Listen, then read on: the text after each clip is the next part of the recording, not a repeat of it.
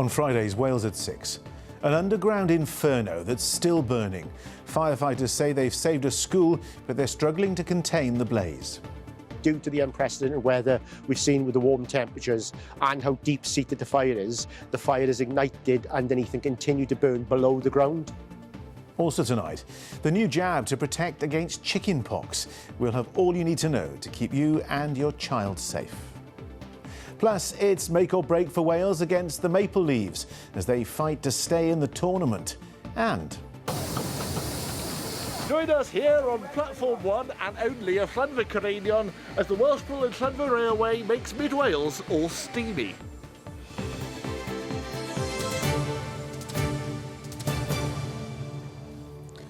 hello, good evening. Emergency services trying to tackle an enormous fire that's burning underneath Moorland near Ebbw Vale have warned that they're struggling to contain it. The fire at Clydach Dingle above Bryn Mawr has been burning for a month, and so far firefighters have managed to protect the local school below the mountain. With temperatures now raging at up to 500 degrees below the surface, the scene looks like a Martian landscape. Farmers who graze animals on the land say they fear losing everything. Well, live now to Mike Griffiths, who's near the scene for us. Mike, what's the latest you have? Well, Jonathan, we're at South Wales Fire and Rescue's base of operations, which is just a short but safe distance away from where the fire has spread on the hillside behind us. They've been tackling this over the last few weeks, but it's safe to say that the operation has scaled up significantly in recent days as they've brought in extra resources to help tackle this. They're experts in tackling grass fires, but this is much more than that. Peat that is burning deeply below the ground and is a highly combustible substance. We've been up close today to see the scale of the effort and the challenge ahead. A landscape on fire, acres of peatland shrouded in smoke. Peat prevention, stopping the fire going into the peat, is behind us. Farmer Julian Rees's sheep graze on this land. He's warned for years of a fire like this. His flock have escaped injury, but some of the vegetation won't return for a long time. There were flames probably 10 or 12 foot high on the area we are now, but the first fire started way down towards Bryn Mawr probably a month ago. Some of the peat has burnt totally. They won't be grazing there for many years, and the disruption to the livestock is immense. This is the second fire on this bit of common this summer and the third fire in the last 3 years, I think. Yeah, it is getting more difficult to farm. This is remote and challenging terrain. Fire crews are working hard to stop the fires from spreading further. The big feature about this particular area is we're trying to protect the peatlands, so there's an environmental factor. We're trying to stop the smoke. So if you just go over the other side of the valley there, we've got villages and towns. So we've got things that we're trying to protect here. Electricity on the top there. There's a gas pipe that we're making sure that we're keeping the fire away from that. Some of the larger vehicles, you wouldn't be able to bring them up here? Absolutely. I mean, we cannot bring a fire truck up here. So what we've done is we've got some local contractors with tractors, use them to get stuff up here. We're bringing more fire and rescue service assets up, so high volume pumps and things like that are on their way. There's some areas that we simply can't get to with the water, so that's where the diggers go, and they'll attack those areas and create the breaks in the fire so it can burn out to a certain point. We've got kit that's designed for bogs and boggy ground and stuff, and this peat burns at 400 to 500 degrees Celsius in the ground. But even the rain, like yesterday, it was chucking down. It didn't suppress it at all. So we just need volume of water. We got the pump that pumps out 2,000 litres a minute. For the teams here, the wind and the weather can be both an asset and a hindrance, drawing upon their combined skills and equipment to fight this unpredictable force. Now, we should say tonight, South Wales Fire and Rescue Service say there is no immediate risk to life and property. They're pretty confident that they've drawn the fire away from the areas of housing and the school towards that direction, Bryn Mawr, Ebbw Vale way. But there's certainly been many people saying they've experienced smoke from the site in recent weeks. And that smoke is far away in the other direction, all the way over towards Crickhowell and the area around there. Now, a great amount of effort has gone into coordinating this response. The Welsh Government say they're managing all of the agencies involved in this, which goes beyond just the fire service and the contractors they've brought in. A meeting held today also with Welsh Water, with Natural Resources Wales, to possibly explore the next steps if they need to draw water in. These huge volumes of water they need to bring in to properly dampen these flames from nearby reservoirs. The message is, however, stay away from this site. It's not an area to be explored or to be photographed. This is an area that an exclusion zone is in place in this evening and is likely to remain for some days to come. So let the emergency services carry on with their work and making this site properly safe. Mike Griffiths in Bryn Mawr, thanks very much indeed. Meanwhile, a drought has been declared in North Wales despite the change in the weather over the past week. The decision was made following a Welsh Government group meeting this morning. Natural Resources Wales say they have received reports about streams drying up and fish being found in distress. The majority of river flows across Wales are either low or exceptionally low level.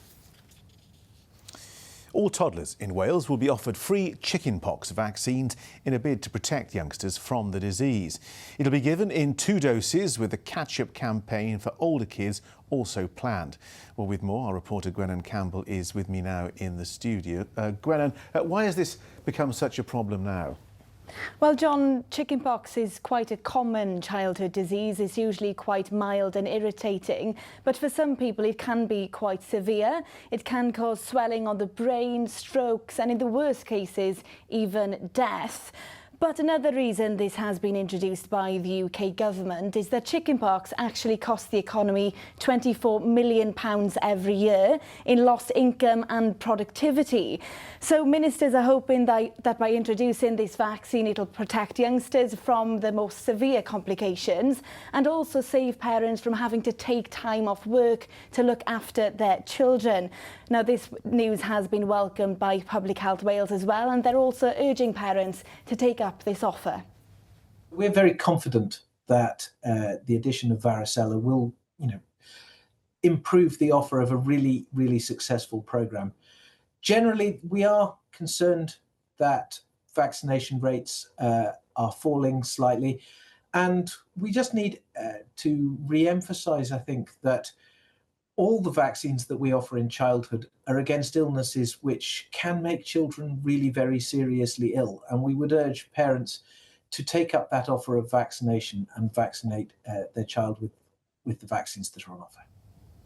And Gwennan, when does this offer start then? Well, all young children across the UK will be offered this on the NHS from January next year. So they'll be offered 2 doses at 12 and 18 months. That'll be combined then with the current MMR jabs.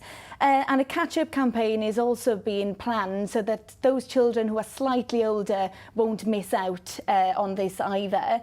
But until now, parents have had to pay up to £200 for a private vaccine. So experts are hoping that by introducing this vaccine to every child on the NHS, the number of cases will reduce dramatically, and those who get those severe complications, well, the numbers will be far lower as well. OK, Gwennan Campbell, thank you very much indeed for that update. Only around 5% of adults over 60 who are autistic have been diagnosed. That's the major finding of a new study into the condition. Authors say it could make them more susceptible to age-related problems and mean greater social isolation in older age. Well, our Swansea correspondent, Dean Thomas Welch, has been to meet one former Welsh Government minister who was recently diagnosed to understand more about his diagnosis. Andrew Davies has always felt different, like something was wrong. An accomplished Welsh politician and civil servant, there was always a feeling nagging in the back of his mind. That was until he undertook a private autism assessment. And then, he says, everything became clear. But I think before my assessment, I always felt there was something wrong with me. I struggled in social situations, groups. One-to-one I was usually okay, but groups I found difficult. And when I was a minister, for example, at the end of the week, I'd just feel peopled out because of the constant bombardment, meetings from 8 o'clock in the morning to 9, 10 o'clock at night. There's just so much stimulation. So now I know that's just part of how I am. It's just in my DNA, really. So knowing that I am autistic has made a big difference. Now retired, Andrew Davies was a member of the Senedd for Swansea West and was also one of the architects of devolution in Wales. However, like many of his generation, Andrew had hidden autism spectrum disorder. In Wales, 0.5% of the population has an autism diagnosis. While diagnosis rates in younger people are much more prevalent, in the UK, for those aged between 40 and 59, there is an undiagnosis rate of almost 90%. In those aged 60 and over, the rate of undiagnosis jumps to over 95%. Current figures project that half of the population with autism spectrum disorder in Wales are undiagnosed. Our autistic adults, whether they're diagnosed or undiagnosed, have significant issues with access in healthcare. So getting to their GPs is a huge problem. Many struggle to talk on the phone. They can't work with these automated systems where you have to press 1 and press 2. Andrew says life is much clearer knowing he has autism. He is keen to help more people who may be struggling to seek a diagnosis. People who have profound needs and disabilities, that is obviously, that needs to be addressed. And I certainly wouldn't want resources taken away for support for them. But I'm not at all surprised that so many people have not been, diagnosed. Andrew's story is just one of many, a powerful reminder that it's never too late to gain a deeper understanding of ourselves. The call now is for more people to be given the chance to start a new chapter in their lives. Dean Thomas Welch, ITV News. Well, do stay with us this Friday evening. There is plenty more on the way, and Ruth is here. Hello there. And the weekend is almost here too. And if it's, rain you're looking for, you're going to be in luck. Let's just say there's going to be quite a lot of it. And anyone for tennis or squash? Or is it both, Hamish? Well, John, it's actually something altogether different. It's thought to be the fastest growing sport anywhere in the world. So join me live later in the programme as I hear about a big boost for players of paddle in the Welsh capital.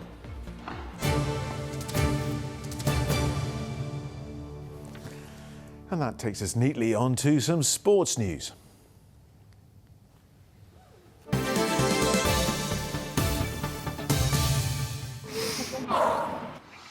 Powering local sport in the community.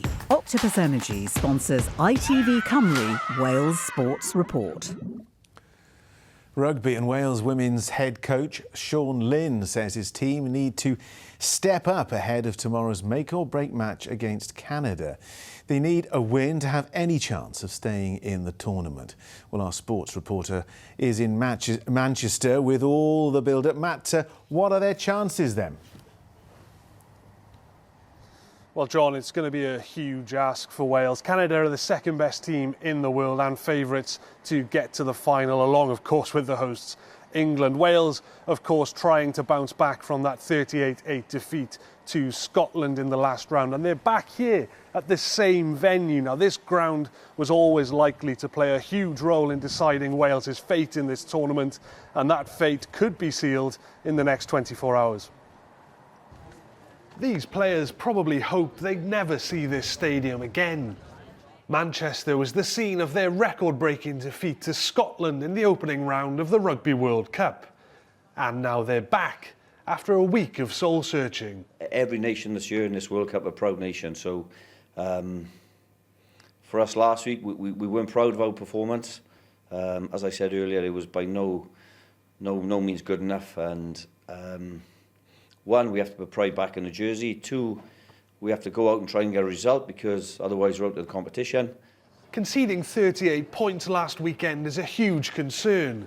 Canada will pose a far greater threat. Former fly half Eleanor Snowsill, who now works with the National Lottery to inspire the next generation, is hoping for a response. They've said that they've worked really hard over pre-season in defence, but I don't think there was much collision dominance. So I think that's something that they would have been working on a lot this week, and it's something that as Welsh nation we take very, very personally, is that defence and that pride in the jersey. So hopefully we'll see a response from the girls. The coaching staff have come under fire too. Wales's false start in this tournament came after weeks of preparation and build-up. We are under pressure. But that pressure is a privilege, and not everybody gets to sample that pressure. And for us, it's we've just got to go out and give the best version of us. And if it's good enough, then hopefully we can get a result. And if it's not, it won't be for the want of trying. Wales know they need a win to keep their tournament hopes alive. It might be the stuff of fantasy, but unless they're vastly improved, tomorrow's reality will be far bleaker. Well, this week has been dominated really by the events of last weekend. There was a huge build-up to that game against Scotland. It was always going to be the crunch match of the group stage, and frankly, it went horribly wrong for Wales. Now, the talk this week is going to be, what is Wales's reaction to that going to be on this pitch tomorrow? What is their response? Well, Sean Lynn's response was to make 7 changes to his side, 2 enforced, co-captains Kate Williams and Alex Callender unavailable through injury, which means Beth Ann Lewis captains her country for the first time. But Hannah Dalla Valle, who was captain up until very recently, is no longer in the midfield.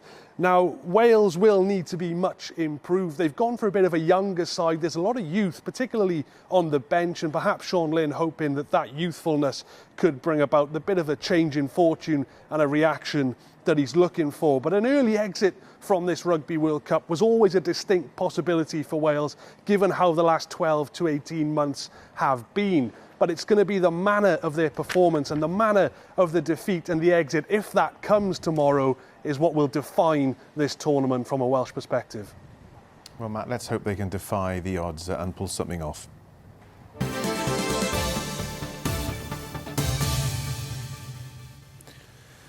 Well, sport of a different kind now, and have you ever heard of paddle? It's a kind of cross between tennis and squash.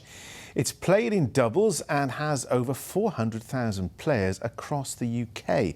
Well, now a new court has opened in Cardiff, and there for us this evening is our reporter Hamish Auskerry. Hamish, talk me through it. What's it all about then? Well, John, really the only way I can describe it is if you're a bit like me and you've always liked the idea of playing tennis, but whenever you've played someone who's any good, you find it's really difficult to keep a rally going. Well, the crucial difference with this sport, even though it looks and feels a lot like tennis, you can use the back walls and the side walls as long as it hits the court first. So you can bounce it off the glass and you still got another chance to hit it back. And we're just interrupting a game here this evening of players who are brand new to the game, and delighted to say I'm joined now by Eliza Dennis. Thanks so much for being on Wales at 6. What are you making of playing paddle then? Oh, it's really good fun. I've only been here for an hour, but it's already really addictive, really great coaching. Yeah, it's really fun so far. Lots of people will be completely unaware about what it's like. Just tell us what playing paddle's like. It's quick, it's fast, it's you've got to use good teamwork, which sort of gets you introduced to new people, like-minded people. And there's lots of different games going on here this evening, from brand new beginners like yourself, but other people who are playing an even faster version of it. What do you make of the new facilities here? They're really good. I've been quite excited for them to open and try them the last few weeks, and they're really, really nice. Yeah, it's really good to be here. Well, Liza, thank you so much. I'll let you get back to your game. Sorry for interrupting that. So this is one of 6 brand new courts here in Llandaff Fields, a fantastic new facility. I mean, given a few years ago there was really only one court in Wales, now there are courts popping up all over the country. And I'll just interrupt the head coach here. Welcome to Wales at 6. Thanks for being with us. I mean, what a fantastic new facility for people who love paddle. Yeah, absolutely. Yeah, I mean, I've never seen so many smiles on court. You know, we've been full of people all day today, and yeah, it's been a privilege for us to have some indoor courts in Wales. And it's taken a while for these to get up and running, but a fantastic direction for the sport in Wales. Absolutely, yeah. I think the people in Wales and the people in Cardiff have seen the growth of paddle, in the UK over the last few years. So for us to have an opportunity to get people on the court, as you can see the people, they're really excited to get going and learn the game. Now, I've tried the sport, and it's made it a lot easier to get involved than it is with other sports, for example, because there's many more opportunities to hit the ball. Yeah, that's right. Yeah, and I think the doubles aspect keeps it social. The average rally length is longer. There's not much time in between points, so the game happens really fast. I think the beauty of it, it's pretty hard to master, but it's super easy to get going. Well, thank you so much for letting us down here. It's a brilliant facility. We're sure we'll be back to play ourselves. So, well, John, if that hasn't convinced you, I don't know what will. So you've got my number if you ever fancy a doubles partner. Hamish, I get it. I'm quite tempted, yeah. Maybe I'll give you a call. And what an offer. Now, a reminder of our top story. Emergency services have been trying to tackle an enormous fire that's burning underneath Moorland near Ebbw Vale. The fire at Clydach Dingle above Bryn Mawr has been burning for a month, and so far firefighters have managed to protect the local school below the mountain. And still to come after 6:30. Tonight on the ITV Evening News, the government wins its bid to overturn an injunction blocking asylum seekers from being housed at an Essex hotel. The Bell Hotel in Epping has been at the centre of a wave of protest. Today's judgment means asylum seekers will be allowed to stay there for now. Plus, the chickenpox vaccine available on the NHS for the first time from January. Babies will be offered 2 doses combined with the MMR jab. And fans go wild as Taylor Swift and Travis Kelce make their first public appearance since announcing their engagements. Join me for those stories and more at 6:30. Well, weather time now. Ruth here. Is it fair to say mixed news for the weekend? Yeah, I think that's probably the best way of putting it. Absolutely, yes. Definitely one way of putting it. And let's just say there's going to be some rain over the next few days too. But I don't want to put too much of a dampener on things. So let's cheer you up with something of a steamy story from mid-Wales. Now, don't worry, I'm not going off the rails here. I'm talking all things trains and traction engines. As the Llanfair Steam Fair gets underway, who else but our very own Rob Shelley can tell us more. These days, you probably wouldn't rush to build a railway line from Welshpool to Llanfair. But seeing that it's been there for 120 years or so, it'd be a shame not to use it. This, for the whole weekend, is the Welshpool and Llanfair Railway Steam Gala, a last hit of summer before the leaves get crisper and the nights draw in. I mean, it's literally a trip down memory lane for some people, you know. But you end up in Welshpool.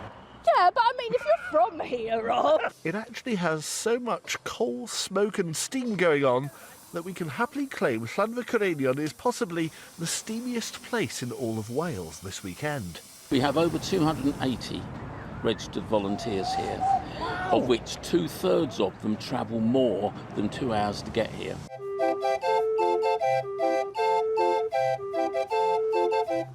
And thanks to some 21st century state-of-the-art barrel organ technology, Elvis is in the station. When you light up a steam engine, it's dead and cold, and then gradually it heats up and it becomes alive. And I always think it's a bit like a chrysalis and a butterfly, you know, it's that sort of feeling. The great thing about the metropolis here that is Llanfair, there is only one platform, so it's very difficult to actually miss your train. Meanwhile, down behind the engine shed, Lottie, the traction engine dog, was drawing an admiring crowd of, well, me. I built this from a kit, so I built this a couple of years ago. And you can kind of start off with it, all the bits of metal or the frame, then it slowly comes to life. Then you put the fire in, put the water in. It does exactly that. I can only think you must have the world's best shed.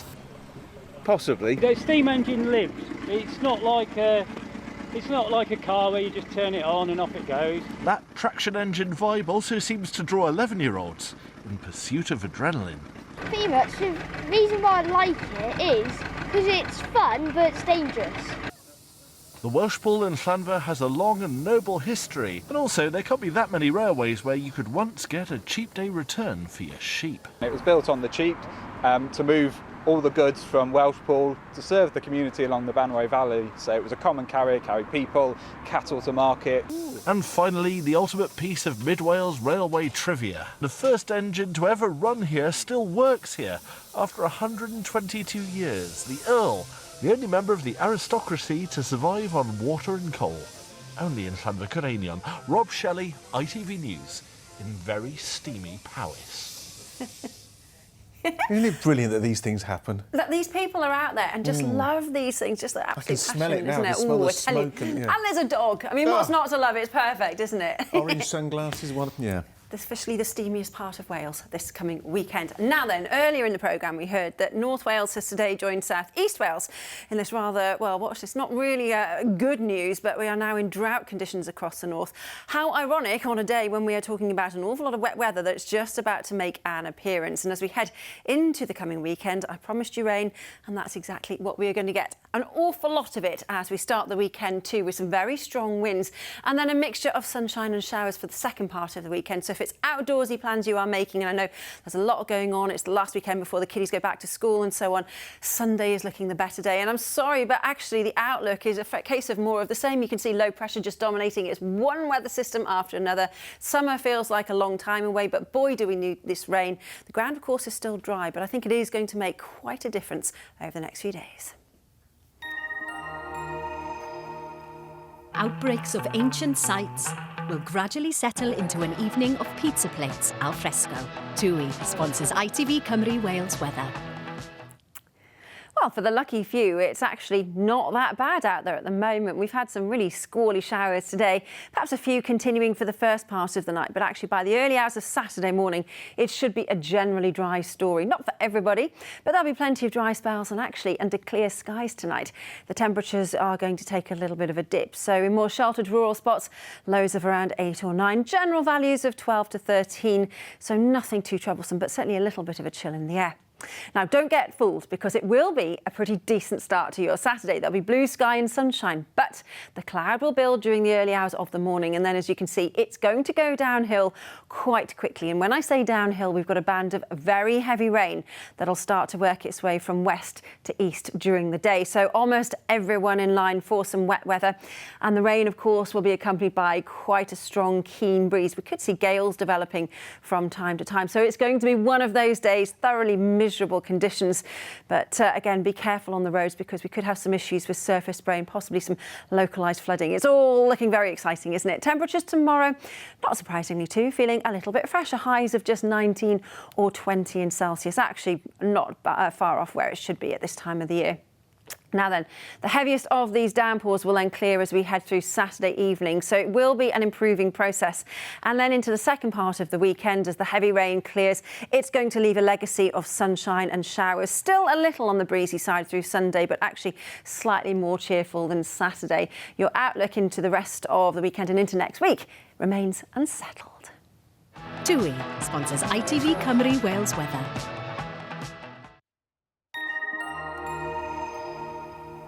Just all feels very kind of, well, autumnal, I suppose. And of course, meteorological autumn starts next week. So here we go, buckle up.